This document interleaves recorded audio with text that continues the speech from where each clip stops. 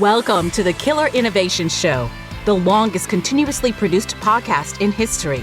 Each week, Phil McKinney brings you the insights and strategies to amplify your creativity and innovation skills. Here's your host, Phil McKinney.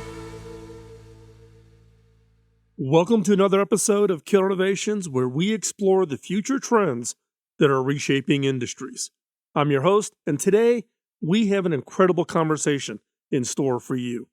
We're diving deep into the dynamic world of cable broadband technology with none other than Paul Broadhurst, the president and CEO of Technetics. This conversation couldn't be more timely as we stand on the brink of exciting transformations in the cable broadband industry. As an industry veteran, Paul brings a wealth of insights and knowledge to our discussion. Our conversation spans a wide range of topics, from the imminent DOCSIS 4 upgrades to network automation to the potential of cable broadband technology in the future. We also discuss the unique culture of collaboration and innovation in the cable industry, the promise of future-proof networks, and the intriguing possibilities with medical monitoring and security. Paul makes a compelling case for investing in education and training to address the skills shortage in the industry, a measure he believes is critical for the cable industry to meet its ambitious targets. He also lays out a vision for the next 15 years, with self-healing, energy-efficient networks becoming the norm. This conversation will surely provide valuable insights whether you're part of the cable industry, interested in the future technology, or just enjoying a great innovation story. But before we jump into this week's episode, follow, like, and share. Follow, like, and share us on your favorite social media platforms. This is a great way to help us reach more people and spread the word about the podcast. And if you're not receiving the free weekly newsletter, visit philmckinney.com and click on membership to sign up. So, without further ado, let's dive into this exciting conversation about the future of cable broadband with Paul Broadhurst.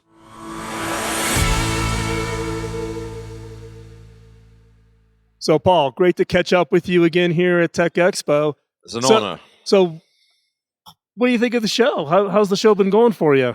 The show has been absolutely amazing. I'm very, very pumped with all the opportunity going on.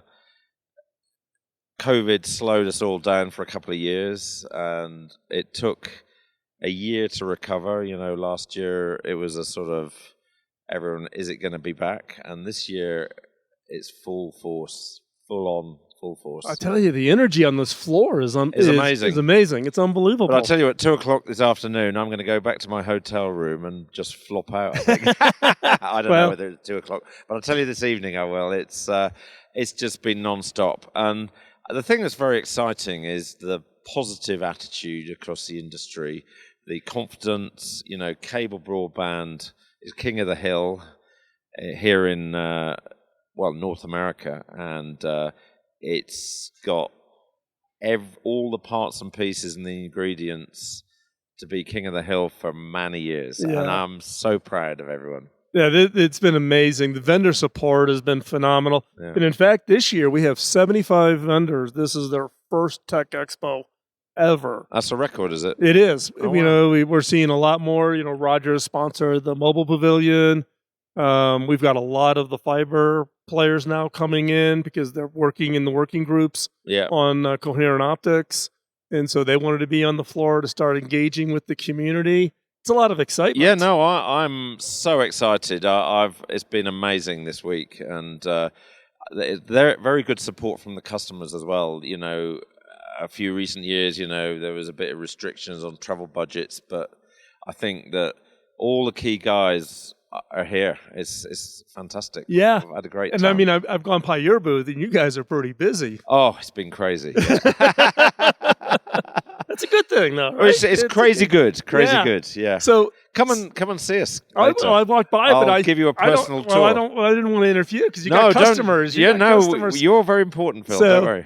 So, obviously, I think a lot of the energy here in the show was around DOCSIS 4 and the accelerated deployments that are getting ready. Everybody's announcing or about to announce or have their trial markets up. So what's your thoughts on the DOCSIS 4 and where Technetics is fitting in on that? Well, on DOCSIS 4 has triggered a new big investment in networks, because over the last 20 years, most of the investment has been at the CPE end and at the content generation, right. CMTS, digital TV end, and the HFC network in the middle has more or less stayed the same. And the main reason was because of analog switch off first and then digital TV switch off. So therefore, our customers have been able to get away with moderate investment. Mm-hmm. But now with DOCSIS 4, the need to get good upstream bandwidth, everybody has to upgrade their network. And of course, they have the option of do it cheap and just get the, DOCSIS 3.1 sort of high split. Yeah, high split, yep. Or make it future-proof. Mm-hmm. And I'm glad to say everybody is opting for the future-proof, which actually nowadays isn't much more expensive. And the technology we've got now, it's smart in terms of smart setup, smart adjustment. None of these fishing tackle boxes with plugins that anti-millennial. What? Do these people do fishing? Oh, no. Anti-millennial. It's the cable version. Well, it's cable's version of a stick shift. I always joke that you can play Crazy Birds when you've done your job, in between things. But, it's actually, the key thing is actually compared with 20 years ago, there's a shortage of the skills, and that's really what we've been working very, very hard to fix, because these networks have all got to be upgraded damn quick.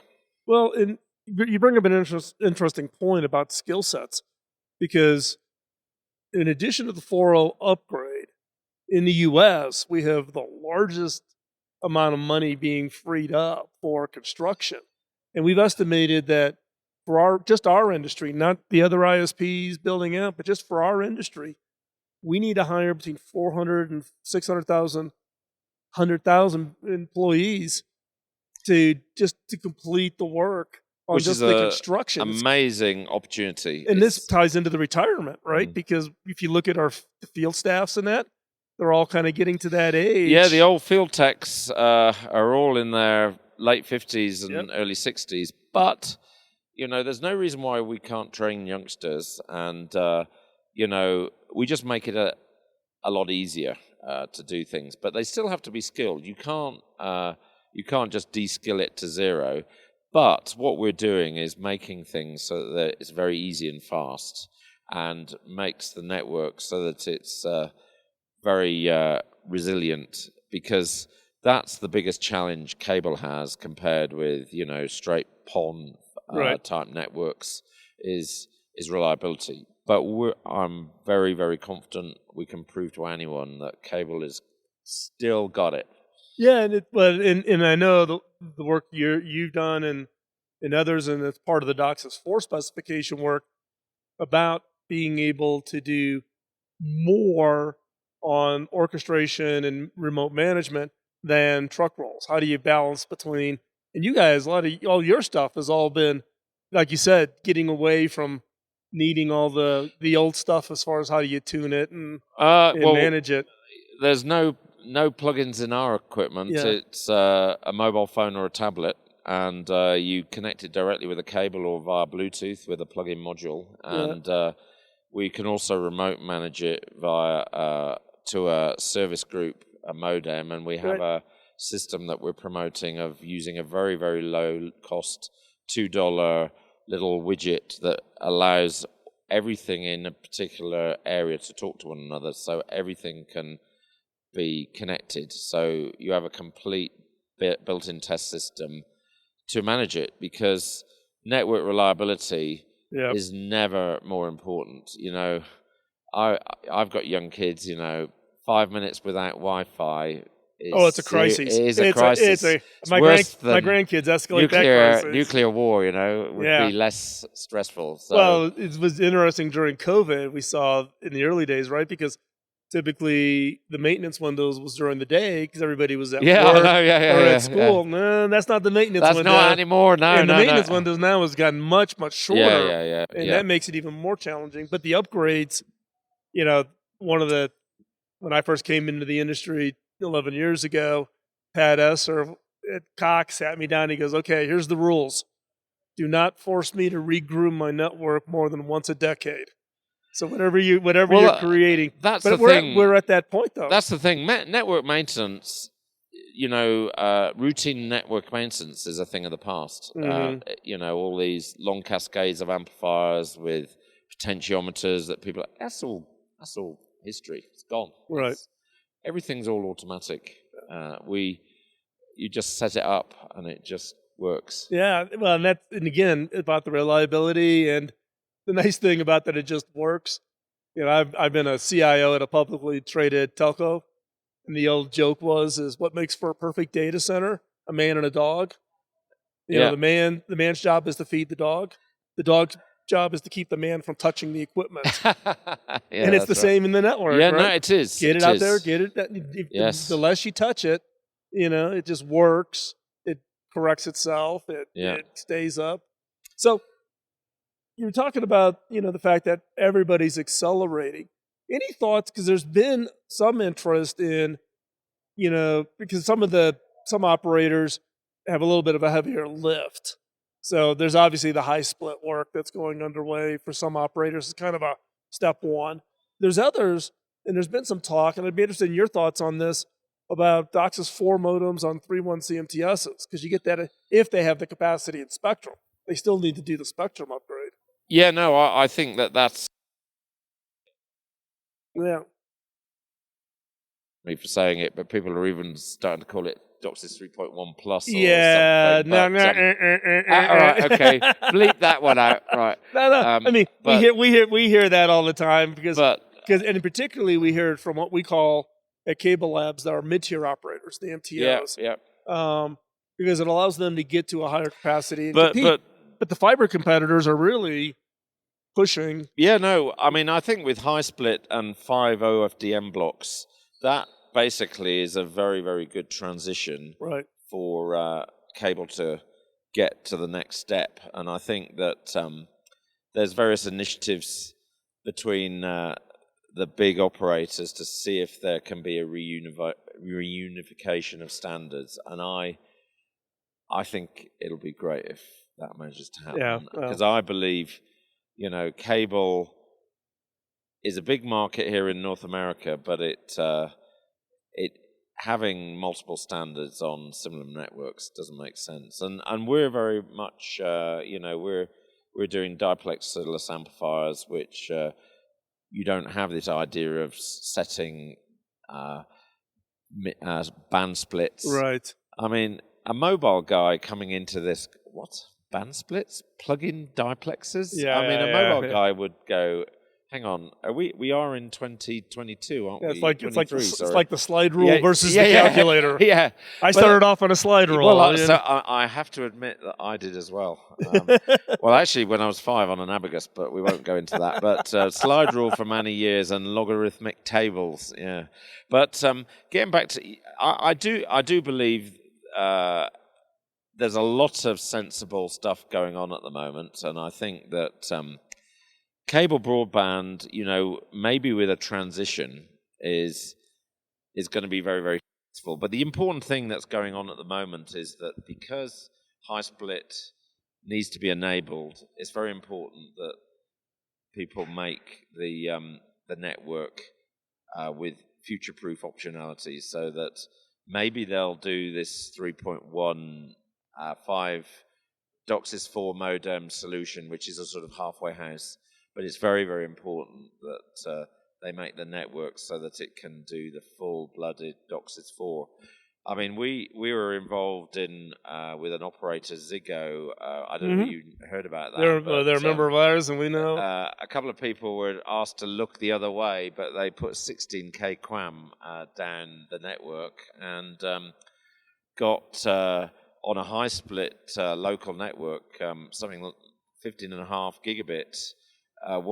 2 gig up, 15.5 gigabit down. So, that's double XGS-PON. Cable has got it. Cable has got it. And the thing I would argue is that if you've got a network, why would you rip out and replace when you've got, The economics make no sense. It makes no sense. In my conversation with our members, I'm like, construction, greenfield, fiber. Yeah. Put the fiber in. But in major parts of the world, we're the leading broadband provider, particularly for consumers. Yeah. And you can do an upgrade at 10 times the pace of lighting up homes. 10 times the pace and with very little customer disruption, because that's the and main significantly driver reduced of capital costs. That's the main driver of churn. And people talk about satellite. Well, satellite's great for very, very remote areas, but for metro areas, there is nothing better than cable, and it's in the ground, and it can do the job now. And if you start thinking about sustainability and digging trenches, why would you dig trenches when you've got wires in the ground that can do 20 gigabits? And you don't have to disturb them. And there's no reason why it couldn't do 100. We've been talking to operators about doing a demo at 100 really show that there's no reason that RG6 coax can't do it. Well, we ought to talk, because we did a demonstration on 100 gig DOCSIS. This is probably like 3 years ago. Yes, I remember that. Yes. Yeah. And because one of the things we're thinking about is do you go from 1.8 plant to 6 gig plant? We're already for overlay, for node splitting using a digital overlay, we're already going to those sort of frequencies, because the trunk cable can easily go without any trouble with reasonable losses.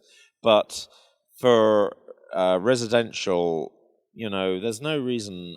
We've done some experiments, and we can see that RG6 could do 10 gigahertz, and you could do 100 gigabit. Several people have referenced that article you just talked about and say, right, can we have a demo? And we're going to do it. Yeah. And it proves out that, again, the plant that this industry is invested hundreds of billions of dollars over the years still has multiple, everybody always asks, is this the last version of DOCSIS? Is this the... No. This thing, I always joke that whenever I run into like the old timers, and I go, thank whoever picked the media, the coax, thank you, because that puppy can haul a lot of spectrum. Exactly. Well, it's just a TEM cable. It's no different from fiber. They're basically the same thing. Exactly. And if you, as I was saying earlier, get rid of these diplex filters and actually have it as with duplexers, so it's completely open both ways, which is effectively what FDX did. Yep. It's as good as fiber for into the 2040s, 2050s. So when you think about, let's take a step back and let's look 5 to 10 years out. What do you think the future holds? Not just for the industry, but I mean for networks in general. Where do you think we go? There's a lot of players coming in. There's the federal dollars coming in. There's you talked about satellite. I have the high performance Starlink built onto the bus here. So have I, but you'd be competing with a lot of people if you went out in that car park over there. I mean, I compete when I go up to like Washington State. I can see all the Canadians across the... Oh, those Canadians. Those darn Canadians. And and you can tell at 4:00 it starts to lag. Oh, right, right, okay. Yeah. So, wireline broadband is much better. It's also very much more profitable than mobile. Yeah, because spectrum is expensive. Exactly.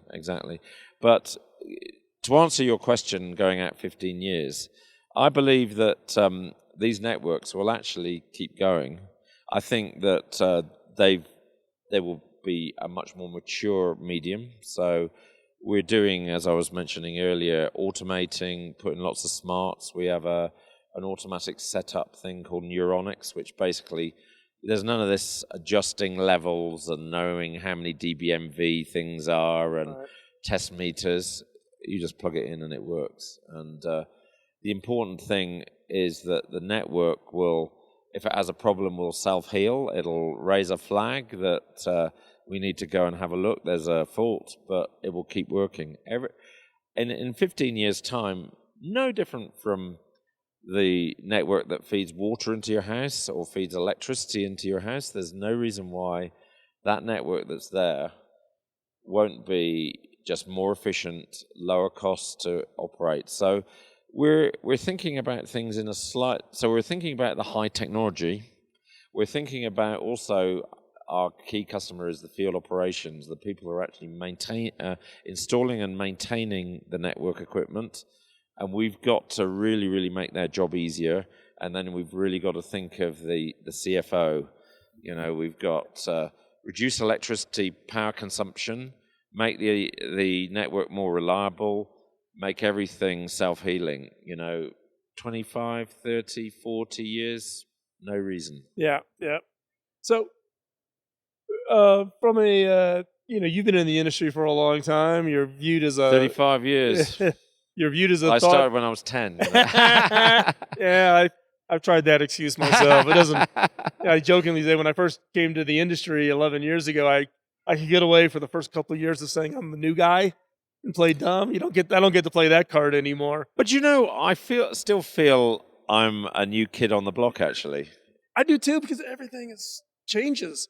Yeah. And what's, that's funny, when I first came to the industry after having been the CTO at HP, I got all these questions from the media, like, you're going to the cable industry? And I didn't have, other than as a customer of HP, I didn't have experience in the industry. And then you come in the industry, and then you realize why people come into this industry and never leave. Hotel California, I'm afraid it is, yeah. Well, it's exciting, but also it's the only industry I know that it literally has an industry culture. Yes. Right? It is about collaboration. It's about trust. It's about our people, And all the customers all cooperate because they've all got their own individual patches. Right. So they're not trying to kill each other. They Correct. actually have incredible... And if we sell a really, really good idea to one operator, we've got 3 other guys. It's like... It's only a week ago I was talking about this. And I think that collaborative... And obviously Cable Labs is right in the middle of it all. And there's loads of meetings that are going on this week and go on all the time. That collaborative culture, I love it. And I likewise also like, the...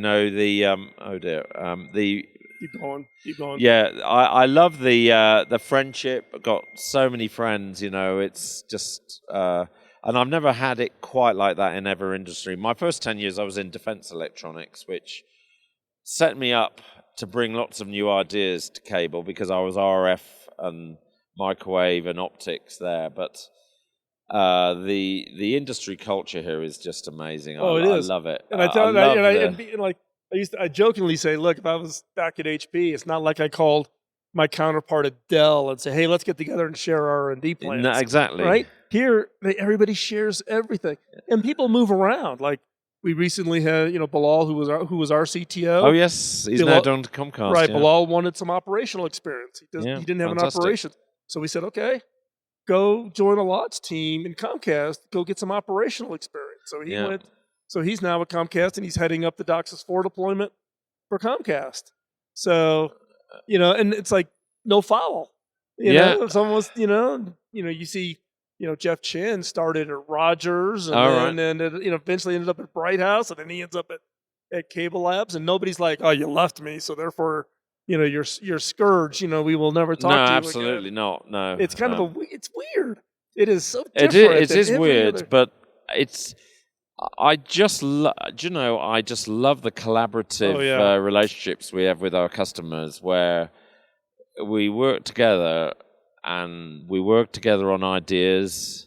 Quite often it's over dinner, and I have to put 3 glasses of wine into you to get you talking about things. Your best thoughts sometimes come after 3 glasses of wine, and we can work together and think up great things. 1 + 1 = 3. Yep. And the number of times, me or my guys have come up with some fantastic ideas to just keep stretching and stretching and stretching and making the thing better and better and better. I mean, even this, in some of the conversations we've had this week, there's quite a few ideas that are going back to the factory and the farm to. Yes, that's a great idea. Let's put some legs on that one. Yeah, it's fantastic. Yeah. So as we wrap up the interview, the last question I always like to ask people is so what are you curious about? What is it that has you piqued and yet you're just curious about that's out there? This is one to hear your thoughts, but also to kind of maybe inspire the audience, to listeners to be aware of something that maybe they're not thinking about. Okay, yeah, that's a good question. Yeah, well, I'm an engineer scientist, so I'm curious about everything, and I follow everything, from aircraft, the solar system, everything. But getting back down to ground, I think the amazing thing really is, and I just see in my in the last 10 years, is just the opportunity that universal broadband everywhere, where mobile and fixed are coming together to be a completely integrated ecosystem. And obviously, it was business broadband, entertainment, but I think it's going to be very exciting, the whole medical monitoring, security. There is so many opportunities that are going to come out of that to help people make life better.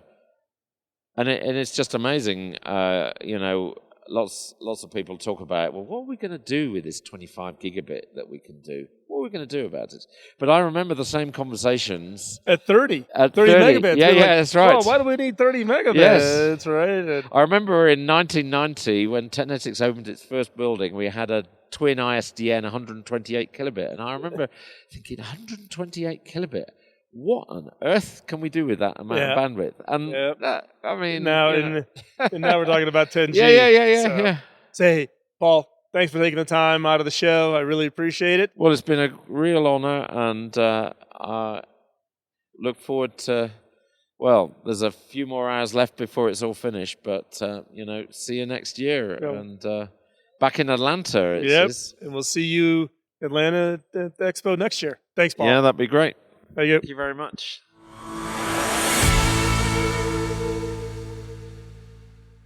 As we come to the end of another insightful episode of Killer Innovations, I'd like to take a moment to express my sincere gratitude to you, our cherished listener, for your time and engagement.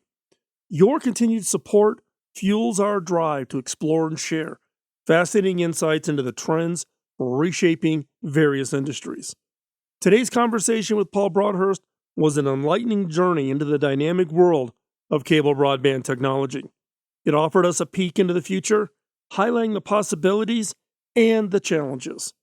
The insights shared shed light not only on the technological aspect, but also on the human element that is central to innovation. I hope these discussions spark your curiosity and deepen your understanding of the complex topic and the role of broadband networks in our daily lives. However, we understand that our mission is to disseminate knowledge and foster innovation is not a solo journey. We rely heavily on your support to spread the word about our podcast. If you found today's episode engaging and informative, we encourage you to share it with colleagues, friends, and family who might also value these insights. Every share, like, or comment makes a significant impact. To make it easier, you can follow us on your favorite social media platforms and share your episodes directly. Leaving a rating or review on the podcast platform you use helps us reach a wider audience. And if you haven't already considered subscribing to our free weekly newsletter, this gives you access to exclusive content, updates, and insights directly into your inbox. Visit philmckinney.com and click on membership. Last, we're also keen to hear from you. Your feedback, questions, and topic suggestions make our content more relevant and enriching. So reach out to us, share your thoughts, or even just say hello. You can send us a message directly from philmckinney.com. And once again, thank you for your invaluable support in the role you're playing in spreading the knowledge and in fostering innovation. Remember, this isn't just a podcast. This is Killer Innovations, where we believe innovation isn't just about the tech.